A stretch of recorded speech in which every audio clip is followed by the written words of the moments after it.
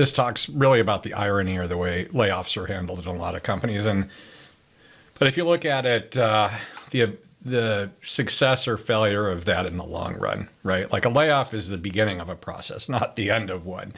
It usually means you did something wrong, you picked the wrong business unit, you went into the wrong business, you poorly managed something, you hired the wrong people, or you hired the right people and you let them, go stale. You didn't have a process to coach people to be better. So really, when you do a round of layoffs, it is a failure from the top, right? And or it could have been the failure from the top in the previous group. But the thing I wanted to point out is there are a bunch of side effects in layoffs. And really, layoffs don't end when the laid off are gone, right? So transparency and communication create trust. And opacity and lack of communication creates distrust and unrest. And that's why layoffs don't end when the laid off or move out, right?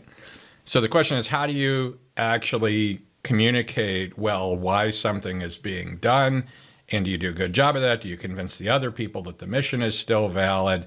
And, hopefully if you're an exec, you don't make it all about yourself, how hard it was you to fire 1,000 people, even though that is, but it's pretty much worse for the 1,000 because you're still there. So, and that's true at all levels, right, when we do this. So really, a company exists and can do well because the employees buy in, right? They believe in the mission, or they believe that they're going to be taken care of, and that they believe that they have job security, right? And in today's world, assets have legs. The most important, there are a lot of physical assets, but the reality, at least in the tech industry I'm in, is the assets all have legs. And so if you make people feel like the company isn't going to hold up their side of the bargain, then what happens to that loyalty and productivity, right? Like turnover is one of the death warnings for a company. I worked in a large company, highly rated, top rated company, never really understood it. They have like over 20% turnover a year in the tech part. Why is that? I don't know. Well, I do know because I was part of it. But, the reality is, did people feel secure in their jobs? Did the company actually drive people? Did they drive the right people out? And what happens to loyalty? Will people move as soon as they can was the main hook. And the reason they got highly rated was because they paid well. So the thing that's kind of ironic about layoffs is companies claim that you'll see people talk about people protecting the intellectual property, the IP. And companies claim that part of the reason they make people employees is to protect the IP. I worked a place where basically we drove out all the contractors because the company wanted to control its own intellectual property, right?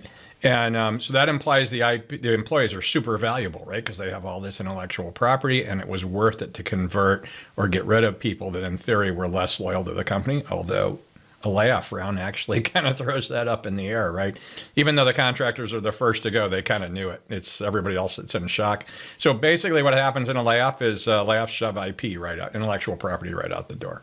So do any of the arguments around contractor IP even hold water if you're going to fire the people that en masse, right? Layoffs are en masse. I'm getting out of an entire business. We're closing an entire office.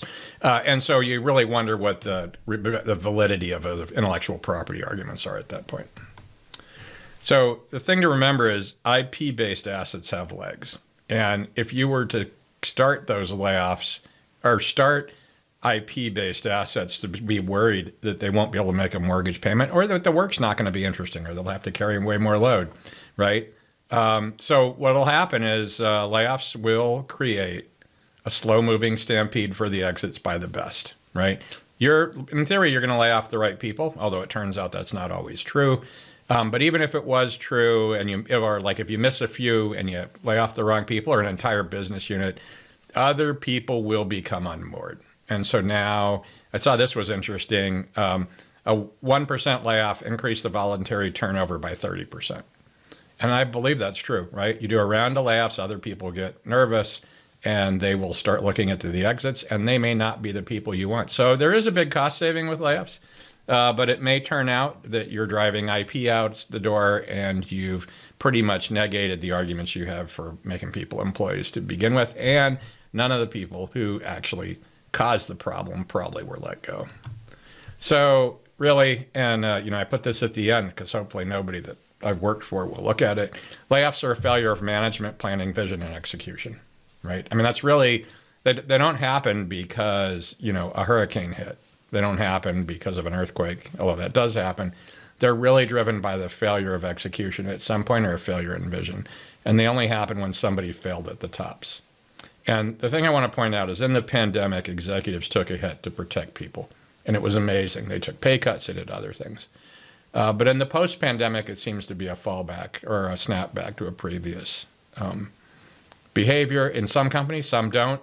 And a lot of times, new executives will come in and they need to make a big impression, and the impression is driven by reducing costs or driving out the dead weight. And there is a lot of times dead weight, but the notion that you will end up with a real meritocracy in a lot of larger companies does nonsense because just may not work that way. So I think that's it, really.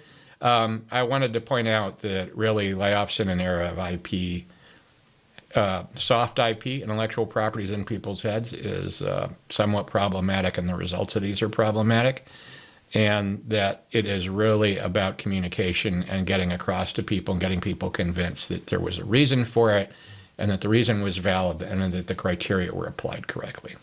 That's all I got. I hope that's useful. Maybe, maybe not. And you know what? As usual, send feedback.